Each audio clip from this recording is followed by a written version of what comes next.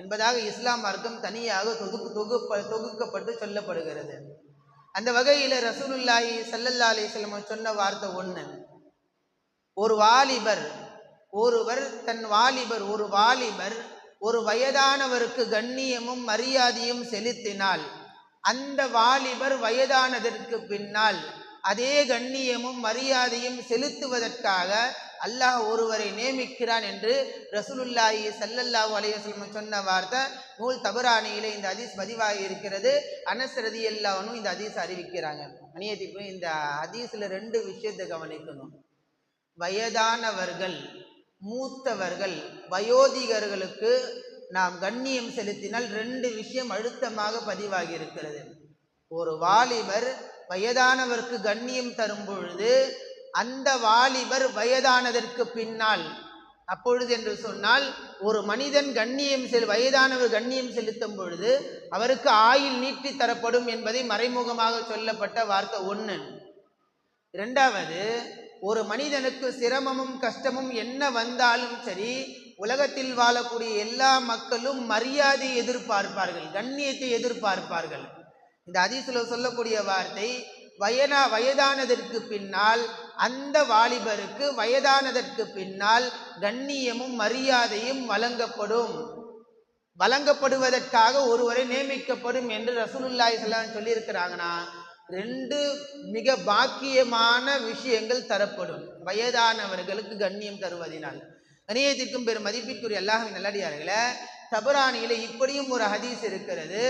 யார் ஒருவர் வயதான ஒருத்தரை மதிக்கவில்லையோ அவர் என்னை சார்ந்தவர் அல்ல என்று ரசூலுல்லாஹி ஸல்லல்லாஹு அலைஹி வஸல்லம் சொல்லி இருக்கிறாங்க. கண்ணியத்திற்குரியல, இன்றைய சூழலில வயதானவர்களை எத்தனை நபர்கள் மதிக்கிறோம், எவ்வளவு கண்ணியம் தருகிறோம் என்பதை சிந்தித்து பார்க்க அனைவரும் கடமைப்பட்டு இருக்கிறோம். மதிக்க வேண்டிய பெரியோர்களை இன்று மரியாதை இல்லாமல் நடத்தப்படுகின்ற மிக மோசமான நிலைமைகள் தள்ளப்பட்டு இருக்கிறோம். நியத்திற்குரியவல்ல, அனஸ் ரலியல்லாஹு அன்ஹு அவர்களிடம் ரசூலுல்லாஹி ஸல்லல்லாஹு அலைஹி வஸல்லம் வந்தார்கள். ரசூலுல்லாஹி ஸல்லல்லாஹு அலைஹி வஸல்லம் வந்துட்டு சொன்னாங்க, அனஸே சில விஷயங்களை கடைபிடித்துக்கொள். 1, சிறுவர்கள் மீது இரக்கம் காட்டு. 2, வயதானவர்களுக்கு மரியாதை செலுத்து. அப்படி நீ கண்ணியம் செலுத்தினால் நாளை மறுமையில் என்னோடு நெருக்கமாக இருப்பாய் என்று ரசூலுல்லாஹி ஸல்லல்லாஹு அலைஹி வஸல்லம் சொன்னதாக ஹதீஸின் வாயிலாக காணப்படுகிறது. கண்ணியத்திற்குரிய 2 விஷயத்தை நல்லா கவனிக்கணும் இந்த ஹதீஸ்ல. 1, சிறுவர்கள் மீது இரக்கம் காட்டுங்கள். 2வதாக வயதானவர்களுக்கு கண்ணியம் செலுத்தினால், வயதான முதியோர்களுக்கோ பெரியவர்களுக்கு கண்ணியம் செலுத்தினால் என்னோடு சுவனத்தில் இருப்பாய் என்கிற வார்த்தை ரசூலுல்லாஹி ஸல்லல்லாஹு அலைஹி வஸல்லம் புழங்கி இருக்கிறார்கள் என்று சொன்னால், ஒரு மனிதன் எங்கு இருக்க வேண்டும்? சுவனத்தில். எப்படியாப்பட்ட சுவனம் தெரியுமா? எல்லா மக்களும் விரும்பக்கூடிய ஒன்று. ரசூலுல்லாஹி ஸல்லல்லாஹு அலைஹி வஸல்லம் தனி சுவனம் ரசூலுல்லாஹ்வுக்கு மட்டும் உண்டு. என்னோட மறுமையில் சுவனத்தில் நெருக்கமாக இருப்பாய் என்கிற வார்த்தையை கொஞ்சம் கூர்ந்து கவனிக்கும் பொழுது, பெரியோர்களுக்கு கண்ணியம் செலுத்தினாலே, வயதானவர்களுக்கு கண்ணியம் செலுத்தினாலே ரசூலுல்லாஹ்வோடு நாம் சுவனத்தில் இருப்போம். ருஃபகா யௌமல் கியாமா, மறுமையில் என்னோடு நெருக்கமாக இருப்பாய் என்று ரசூலுல்லாஹி ஸல்லல்லாஹு அலைஹி வஸல்லம் வார்த்தை பதிவாகி இருக்கிறது. கண்ணியத்திற்குரியல, அப்போ பெரியோர்களுக்கு நாம் கண்ணியம் செலுத்துவதன் மூலமாக அல்லாஹ் நம்முடைய அந்தஸ்தை மறுமையிலும் உயர்த்துகிறான் என்பதில் எவ்வித சந்தேகமும் இல்லை. கண்ணியத்திற்குரியவல்ல, நபி ஸல்லல்லாஹு அலைஹி வஸல்லம் ஒரு கனவு ஒன்று கண்டார்கள். ஹதீஸின் வாயிலாக புகாரியிலே இந்த ஹதீஸ் பதிவாகி இருக்கிறது. ரசூலுல்லாஹி ஸல்லல்லாஹு அலைஹி வஸல்லம் சொன்னாங்க, சபையில சொல்றாங்க, நான் ஒரு கனவு ஒன்று கண்டேன். யா ரசூலுல்லாஹ், என்ன கனவு? தோழர்கள் கேட்கும்போது சொல்றாங்க, என் கனவிலே என்னிடம் ஒரு மிஸ்வாக் ஒன்று தரப்பட்டது. அந்த மிஸ்வாக்கை கொண்டு நான் பல் துலக்கி கொண்டிருந்தேன். துலக்கும் பொழுது என்னிடத்திலிருந்து சிறுவர் ஒருவர் வருகிறார், பெரியவர் ஒருவர் வருகிறார். அந்த சமயத்தில் அந்த மிஸ்வாக்கு குச்சை நான் அந்த சிறுவரிடத்தில் நீட்டினேன், கொடுப்பதற்காக முற்படுத்தும் பொழுது ஒரு சப்தம் ஒன்று கேட்டது. முதலில் பெரியவருக்கு அந்த மிஸ்வாக்கு குச்சியை கொடுங்கள் என்கிற சத்தம் கேட்டது. கேட்ட உடனே அந்த மிஸ்வாக்கு குச்சை அந்த பெரியவர் இடத்துல நான் ஒப்படைத்து விட்டேன் என்று ரசூலுல்லாஹி ஸல்லல்லாஹு அலைஹி வஸல்லம் சொன்னதாக நூல் புகாரியில பதிவாகி இருக்கிறது. கண்ணியத்திற்குரியல, இது சொல்லக்கூடிய நோக்கம் என்னவென்று சொன்னால், எதுவாக இருந்தாலும் சரி, வயதில் மூத்தவர், ஈமான் கலிமா சொன்ன இஸ்லாத்தை ஏற்ற ஒரு பெரியவர் இருக்கும் பொழுது அவர்களை கொண்டு ஒரு செயலை முற்படுத்த வேண்டும் என்பதை இந்த ஹதீஸின் வாயிலாக நம்மால் விளங்கிக் கொள்ள முடிகிறது. நியத்திற்குரியவர்களே, இப்படியும் ஒரு வார்த்தை சொல்லலாம். ஒரு காலகட்டங்களிலே பெரியவர்களை பார்த்த உடனே நடுங்கக்கூடிய ஒரு நல்ல பழக்கங்கள் இருந்தது.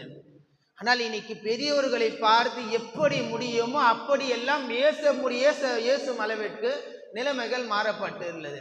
உங்களுக்கெல்லாம் தெரியும், சின்ன வயசுல சில பேர் குண்டு விளையாடுவாங்க, கோலி குண்டு விளையாடுவாங்க. இந்த கோலி குண்டு விளையாடும் போது அந்த ஊருடைய பெரியவர் வந்தார் அப்படின்னு சொன்னால் அது இஸ்லாம் இருக்கிறதுல விளையாடக்கூடாது ஒன்று. அது விளையாடும் போது தொழுவ சமயத்தில் விளையாடி கொண்டு இருக்கும் போது ஏதாவது பெரியவர் தெருவில் வந்தார் அப்படின்னு சொன்னால் அந்த பெரியவரை பார்த்து ஓடுவாங்க. அந்த பெரியவர் திட்டுனாலும் அத்தாவும் அம்மாவும் சண்டைக்கு வரமாட்டாங்க. ஏன் தெரியுமா? அவர் பெரியவர் என்கிற கண்ணியம் இருந்தது. இன்னைக்கு வயதானவர்களை மதிப்பதை விட மிதிக்க செய்கிறார்கள், கண்ணியம் இல்லாமல் ஆக்கப்படுகிறார்கள் என்பதை வருத்தத்தோடு பதிவு செய்கிறோம். கண்ணியத்திற்குரிய ஒரு ஹதீஸ் இப்படியே இருக்குது. ரசூலுல்லாஹி ஸல்லல்லாஹு அலைஹி வஸல்லம் சொன்னாங்க, அல் பர்கத்து மா அக்ராபிக்கும். பெரியவர்கள் வயதானவர்களோடு இருப்பது என்ன தெரியுமா? உங்களோட பர்க்கத்து, அதாவது அபிவிருத்தி என்பது உங்களுடைய முதியோர்களிடத்தில் இருக்கிறது என்பதாக ரசூலுல்லாஹி ஸல்லல்லாஹு அலைஹி வஸல்லம் சொல்லி இருக்கிறாங்க. கண்ணியத்திற்குரிய அப்படியாப்பட்ட பெரியவர்களிடத்தில் பேசும்பொழுதும் பணிவாக பேச வேண்டும். அப்படியாப்பட்ட பெரியவர்கள் ஏதாவது ஒரு சொல்லும் பொழுதோ, ஒரு வார்த்தைகள் சொல்லும் பொழுதோ அதை கேட்டு செவித்தாழ்த்தி நடக்க வேண்டுமே தவிர பெரியவர்களுக்கு உச்சத்தோடு பேசுவது தவறான ஒன்று என்பதை இந்த ஹதீஸின் வாயிலாக காணப்படுகிறது. கண்ணியத்திற்குரியவர்களே, பெரியவர்களை கொஞ்சம் அரவணைக்க வேண்டும்.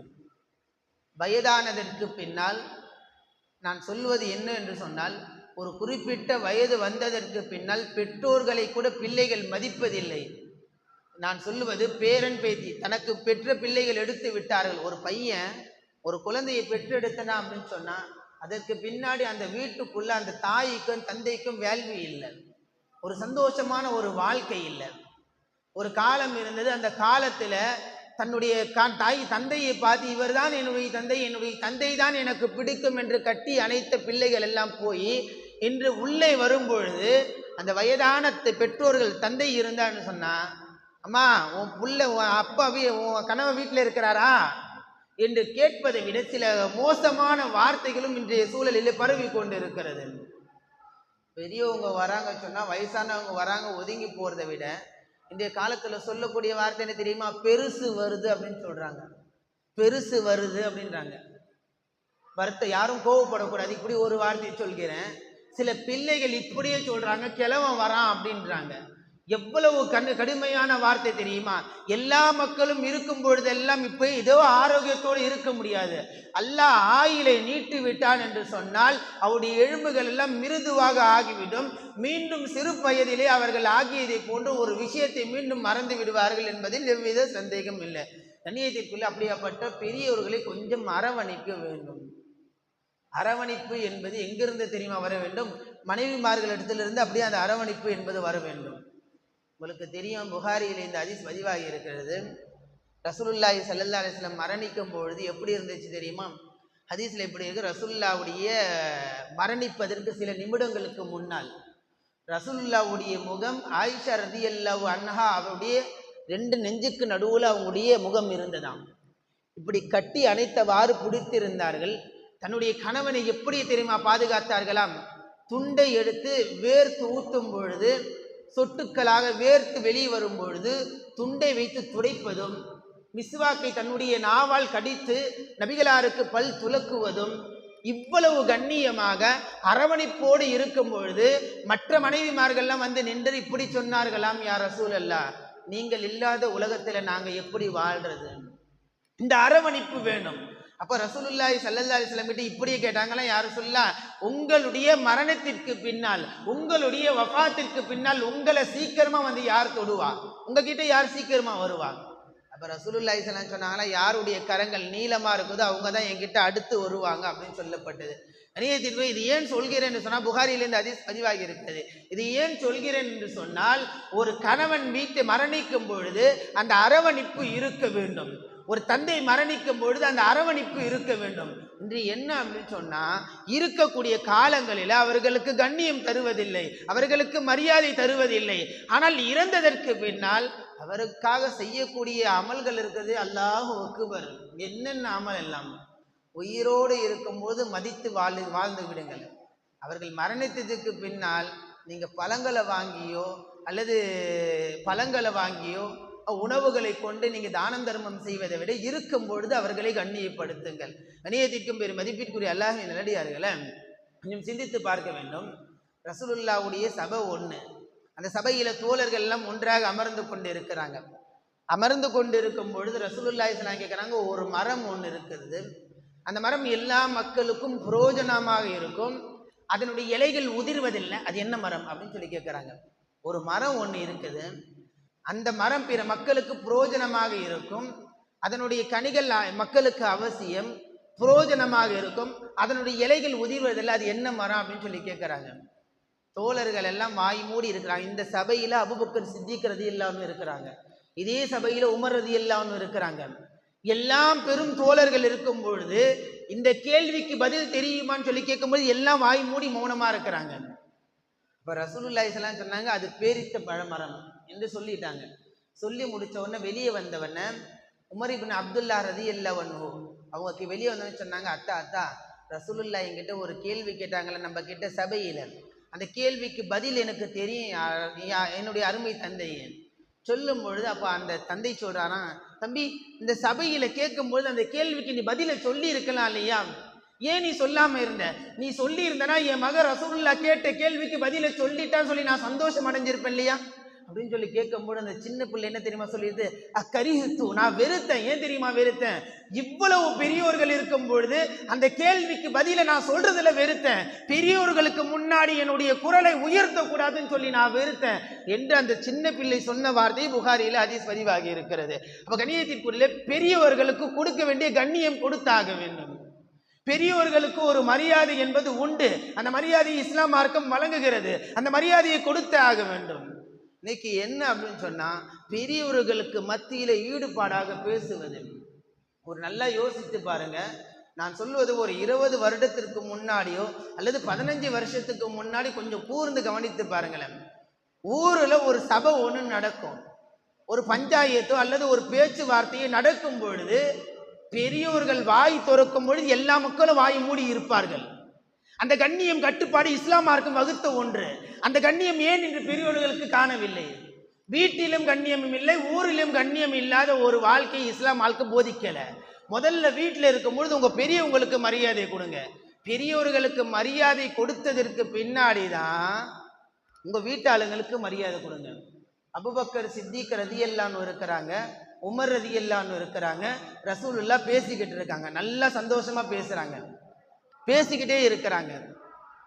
ஹதரத் இப்னு அப்பாஸ் ரலியல்லாஹு அன்ஹு கிட்ட வராங்க. வரும்பொழுது ரசூலுல்லாஹி ஸல்லல்லாஹு அலைஹி வஸல்லம் என்ன செய்யறாங்கன்னா, வந்த உடனே கொஞ்சம் பணிவா பேசுறாங்க. உமர் ரலியல்லாஹு அன்ஹு அபூபக்கர் சித்திக் 2 பேரும் பேசிக்கிறாங்க. என்ன ஆச்சு? வந்த உடனேயே ரசூலுல்லாஹ் ரொம்ப பணிஞ்சு பேசுறாங்க, உடல் ஏதாவது வலி எதனா ஏற்பட்டுடுச்சா? அப்போ தோழர்கள்கிட்ட ரசூலுல்லாஹி ஸல்லல்லாஹு அலைஹி சொல்றாங்க, என் தந்தை அவங்க, என் தந்தை வரும்பொழுது அவர்களுக்கு கண்ணியம் கொடுத்தாக வேண்டும். அதனால் நான் எப்படி என்னிடத்துல எல்லா மக்களும் பணிவாக பேசுகிறார்களோ அதே போல பெரியோர்கள் வரும்பொழுது கண்ணியமாக பேசுங்கள் என்று ரசூலுல்லாஹி ஸல்லல்லாஹு அலைஹி வஸல்லம் மன்னவர்களுக்கு ஜிப்ரீல் அலைஹிஸ்ஸலாம் உத்தரவிட்டார்கள் என்பதாக ரசூலுல்லாஹி ஸல்லல்லாஹு அலைஹி சொல்றாங்க. அப்போ கண்ணியத்திற்குள்ள பெரியவர்களுக்கு ஒரு தனி கண்ணியமும் தனி மரியாதையும் கண்டிப்பாக கொடுத்தாக வேண்டும். அதுதான் இஸ்லாம் மார்க்கம் வலியுறுத்தமாக சொல்லப்பட்டு இருக்கிறது. அந்த வகையில் இன்றிலிருந்து ஒரு நியத்தை வைத்துக் கொள்ள வேண்டும். நாம் யாருக்காவது பெரியோர்களுக்கு கண்ணியம் கொடுக்காமல் இருந்தால் அல்லாஹ் மன்னிக்க வேண்டும், அவரிடத்திலே மன்னிப்பு கேட்டாக வேண்டும். கேட்டு விட்டு இனிமேலாவது பெரியோர்களை கண்ணியமாக பேச வேண்டும். அவர்களை கொச்சையான வார்த்தையில் பேசாமல் இருந்து நாம் நல்ல வார்த்தைகளை மட்டும் உபயோகிக்கக்கூடிய